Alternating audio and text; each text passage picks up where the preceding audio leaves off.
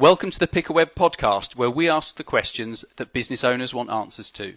Today, I'm really excited to be speaking to an amazing young British entrepreneur, Ross Fobian. Ross is the founder and CEO of ResponseTap. ResponseTap is a pioneer of call tracking solutions for businesses. They are the UK leader in their field and process over 1.25 million phone calls per month. Having started his business in a small office in 2008, Ross's company now counts household names such as British Gas and Tesco as customers. ResponseTap has grown to a staff of 70 with offices in London, New York and Manchester. With turnover in excess of £2.5 million per year and growing rapidly, Ross is at the helm of a fast-growing business which expects to multiply this figure many times over in the coming years. Ross, a very big welcome. Thank you, Tony.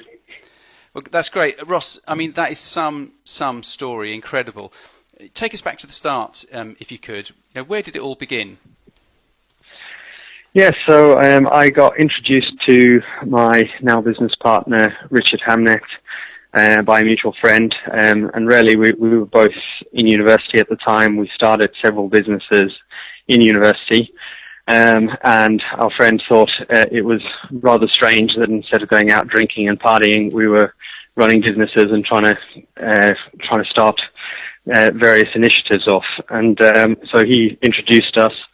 And over time, we were going through sort of just helping each other out, trading each other's services. Richard was running a digital telecoms consultancy, amongst other things, and I was running a search engine optimization and pay-per-click company, and so doing online marketing for different customers. And really what happened is I started signing up a lot of local businesses who the majority of their conversions come over the phone.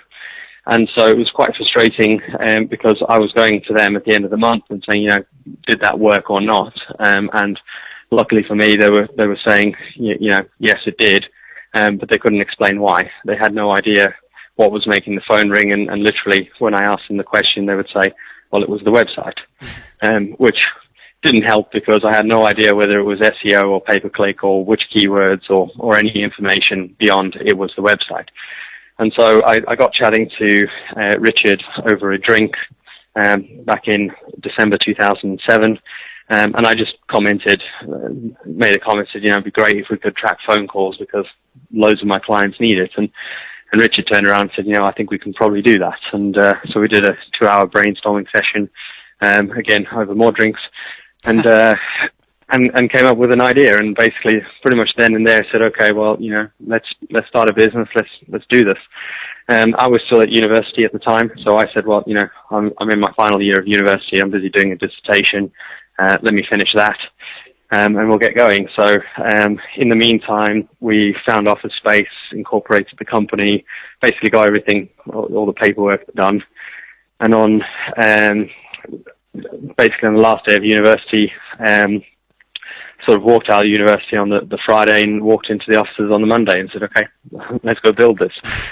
We then spent the first 4 months sitting in a little box office with no windows, and basically building out the solution, talking to clients, seeing what they wanted. And then we launched the first product in October 2008. And pretty much straight away, we got a lot of feedback from potential clients and customers and from agency partners as well, saying, great, we love what it can do, but we want more. We want more granular data. And so we started building out the product that we now sell. And it really took a while. It took 6 months to figure out how to achieve what we achieve. And so a lot of innovation went into that. Built the product. It took 18 months to build, and launched that in 2010. We then grew extremely rapidly. Prior to that, we only had just under 100 clients, and within 8 months, we then grew to well over 600. Fantastic. And then it was very much a learning curve of, how do you grow a company that quick with the support requirements, billing requirements, and everything else that comes with that. So we started growing the staff. We got it up to 17 staff. And at that point, we raised £1.6 million from Eden Ventures, venture capital firm in London. And that was really to expand on what we had done, basically work on product development, get it to a point that we could expand across the US, which we did. So we took the business to the US, opened up offices in New York, hired some staff over there, and more recently we've just raised £4 million. Again, Eden got involved, and Beringia led that. So essentially, we've just got that, and we're just going through another growth round. So we're planning to go over 100 employees over the next 18 months, and looking to grow out in Europe. Wow. Well, I'm exhausted just sitting here listening to it. I mean, that's an amazing story. Well done. Thank you. But tell us the truth. Was it an idea? Was it on a beer mat? Did you write down your business plan on a beer mat? Is that the truth? It pretty much was. We actually did have a sheet of paper, but yeah, the business plan developed over time. Things definitely changed, and as we learned more about the industry and what customers wanted, we definitely changed things. And I think part of our success is actually listening to the customers, and really understanding their requirements and taking that forward. So the first product we built was really a case of let's build something and get it out, and we know it's good. And then we took a lot of that feedback and developed all of that feedback into the next product. And that's really why it's as successful as it is. Because without the certain innovations, we just wouldn't have got where we are now. Okay, so for the benefit of our listeners who may not be familiar with your company's service, just take a couple of minutes to explain to us, how does it work and what are the benefits of using it? Yeah, so we do what we call voice-based marketing automation, which in a nutshell essentially means we can track the entire lifetime of a customer, online and offline, through to a phone call. So we can understand when a customer calls you. So any business that relies on the phone to make or facilitate a sale, so that can be sort of insurance companies, any sort of financial companies, healthcare, service companies, things like that. Anywhere where there's a phone call involved, typically without phone call tracking, you lose the connectivity from your advertising to the phone call. So all you get is 100 phone calls to your business, and that's all you know. What we do is we actually connect that back into your full marketing suite, also to your CRM and any other systems that you've got. So we can really automate your marketing and figure out what works. So we can understand whether your phone call came from a paid search campaign or organic search, but more importantly, how it was generated over time. So how many times did they interact with different marketing campaigns, and which point did they then pick up the phone? But then more importantly, what happened to that phone call? Was it a sale? Was it a lead? You can push that into your CRM. You can then use all of that data to optimize your marketing through bid management systems and other things like that. Now, do you deal purely for the sort of corporate market, or do you deal with a whole range of customers from small businesses all the way up? We have a full range. So our smaller customers are one-man bands, and we go all the way up to large corporates. It's really anyone. So we have a cost per call model. The whole service is based on volume that's put through. So obviously the big corporates are paying a lot more for the service.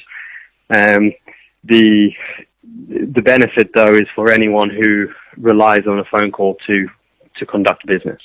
If you're making a sale online, you can use tools like Google Analytics and various other tools out there to understand why people are buying and what marketing is driving them to buy.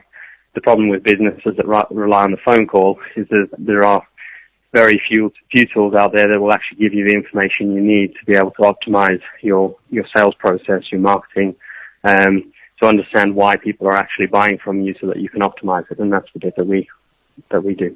Excellent, excellent.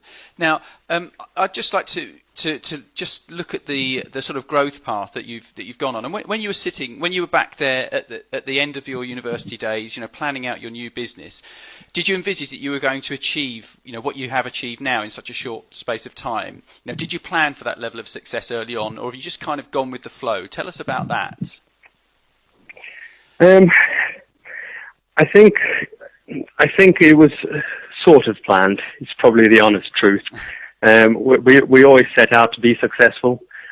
We didn't know what that really looked like and how big that looked. We just wanted it to be as big as we could make it, and we wanted to be extremely successful. So the plan was to go there, but without really any idea of where there was, if that makes sense. Yeah, yeah. And, I'm sure that your success hasn't gone, unnoticed by your competitors. And what would you say is it that sets you apart from your competitors? That's a good question. I think partly innovation.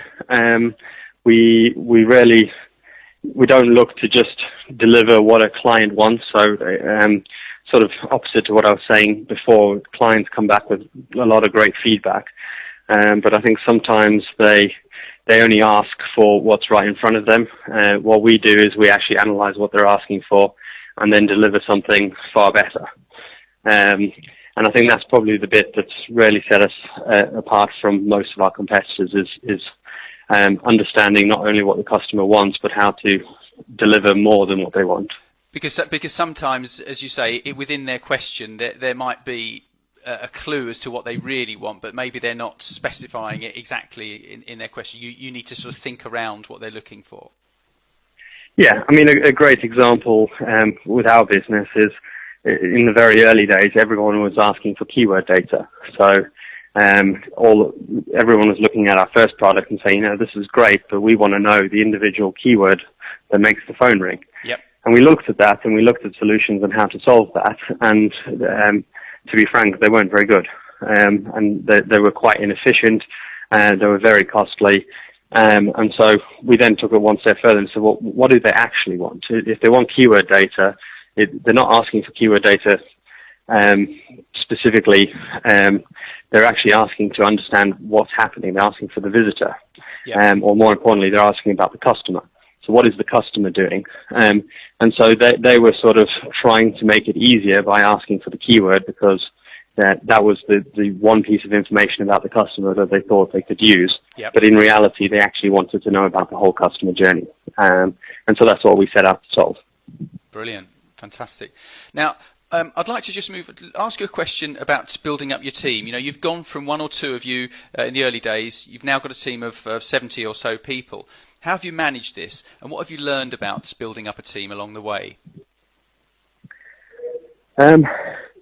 So I suppose the one of the best decisions we made was when we got to 17 staff, which we basically recruited ourselves, Richard and I. We realized that we just weren't going to be able to scale. So at the time, the plan was to go up to about 55, and then recently we've hired a few more.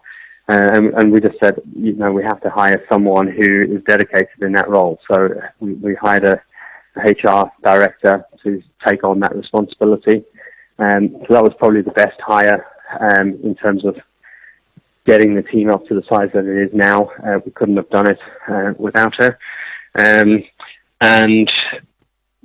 I think the main thing we've learned, I suppose, if you're talking about pitfalls of growing a team, is when you're growing that rapidly, you've really got to focus on communication. It's very easy when you're all in a little box office and literally sitting on top of each other to communicate, and everyone knows what everyone's doing. It becomes a lot harder when you're now spread across 3 offices, 2 continents, and your team has suddenly grown from sort of 17 to 3 times the size. And so there's been some growing pains there, much like any other business, and I think it's very important when you're growing at that speed to focus on the communication aspect and how do you get the same message across to everyone, and then off the back of that is the culture.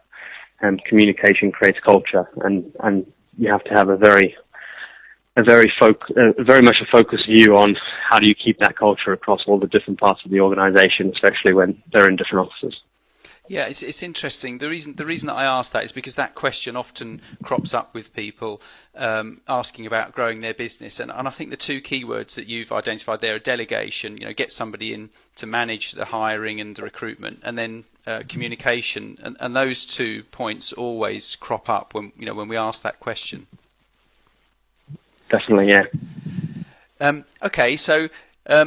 It sounds like it's been an amazing journey from 2008 up until now, but I'm sure it hasn't been all plain sailing. And I'd like to ask you about the challenges that you faced up until now, and what has been the single biggest challenge, or even maybe the biggest mistake that you've made, and how have you sort of overcome this?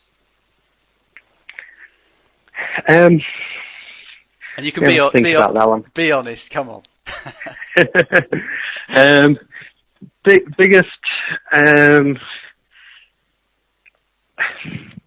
Biggest mistake, I would say, is trying to do too much.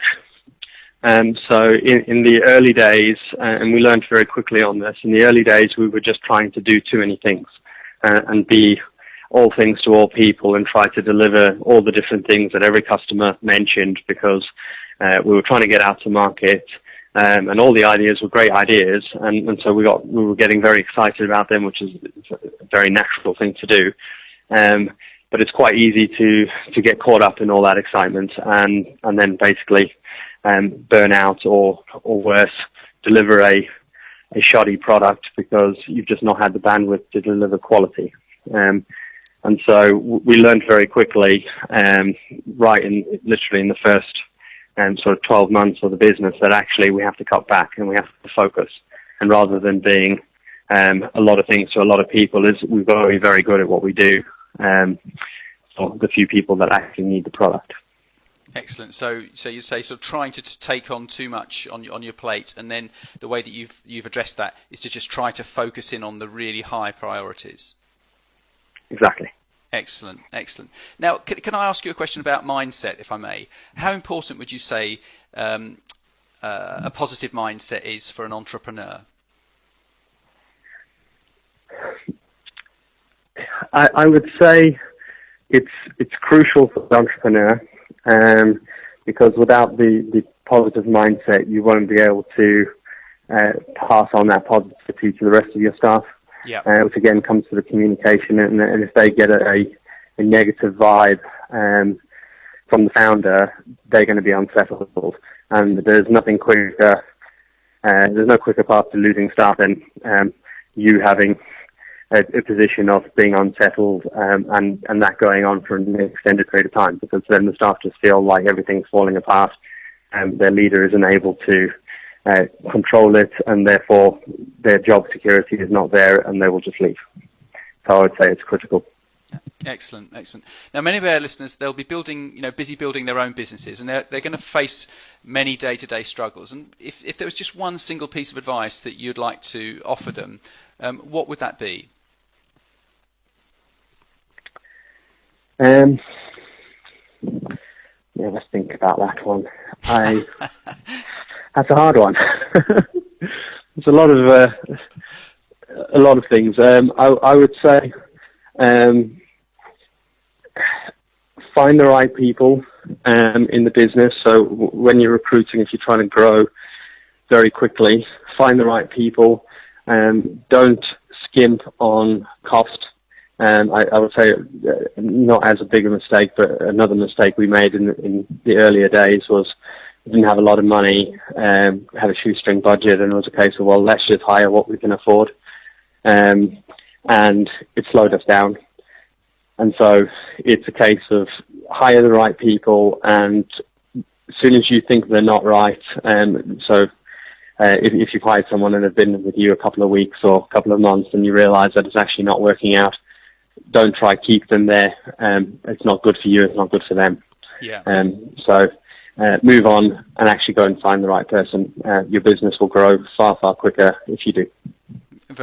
That is very, very interesting, because again, that's something when I do these interviews that that people will always focus in on the people side of things, especially when it comes to growth. It's really useful advice, I think. So let's look ahead then. What does the future hold for ResponseTap then, Ross? So the next 6 months, we're expanding into over 20 countries in Europe, which is quite a lot on our plate. Yeah. We have, on top of that, we're still expanding out in the US and really building out a good, solid client base there and getting everything up and running. We're also launching a couple of new, again, innovative products. So we're really focusing on how can we deliver the next level of service. We've been delivering a fantastic product in terms of connecting online visitors and all their activity and their full journey to phone calls. We've been doing that for a number of years now, and really we've looked at that and said, what can we do with that? What can we leverage within our current platform to deliver even better results? And so, fortunately, I can't mention the products right now, but we have a whole bunch of product development coming down the pipe. Got Europe coming, and then we're looking further afield as well. We have a lot of demand from our existing customers for Europe, which is why we're going there. For those same customers and several others are also asking for other countries around the world, and further afield. And so we're looking at that and thinking how we can plan that into the world domination plan. Brilliant. I was going to say, it sounds like global domination coming up. That's fantastic. Good news story to hear. Yes, it's extremely exciting, and I think that the main thing to say about there is if you are planning on that, you need to have a fantastic team behind you, and we definitely have that, and we've spent a lot of time, a lot of effort putting our team together, and they're just a fantastic team. So we're very excited, and we're ready to go and tackle the world domination. So. I like the sound of that. Now, finally, Ross, I'm going to put you on the spot here. I want you to imagine you wake up tomorrow morning, you've got no business, you've got no assets, you've got no contacts, you've got to start from scratch, completely from scratch. Okay, what does your first week look like? That is a good question. I would start talking to people and find out what their pain points were, to try and figure out what the next idea was, to get it off the ground. I mean, we literally, pretty much in university, I was on a student loan budget, and I started up 3 different businesses there. So they really came about from looking out at the market and seeing, okay, I think there's a need here for a particular product, and going out and building it. And I think in that, I think one of the things that is quite important for an entrepreneur to remember is start something up and know when to stop it, but also have the determination to succeed. So if something isn't working out, you need to realize it and move on. And so I think my first week would be really sitting down and figuring out what was a big pain point for someone that hasn't been solved or hasn't been solved in a particularly good way, and how that could be improved on. Do you know what, Ross? I reckon you probably could wake up tomorrow in that situation, and I reckon pretty quickly you'll be back on your feet. I'm certain of it. So that it's market research. It's finding the pain points. It's building relationships, looking for needs, and then trying to service them. Exactly. That's brilliant. Well, Ross, it's been an absolute pleasure speaking to you, and I'm sure I speak on behalf of our listeners in saying that, you've got an amazing story so far, but I'm sure it's the first chapter. You've got a great future for yourself and for your business, and I'd just like to just say thank you very, very much for your time today, and we wish you every success for the future. Thank you very much. Very kind words. That's great. Excellent. Well, thank you very much, Ross. Thanks, Dan. Thanks. Bye-bye.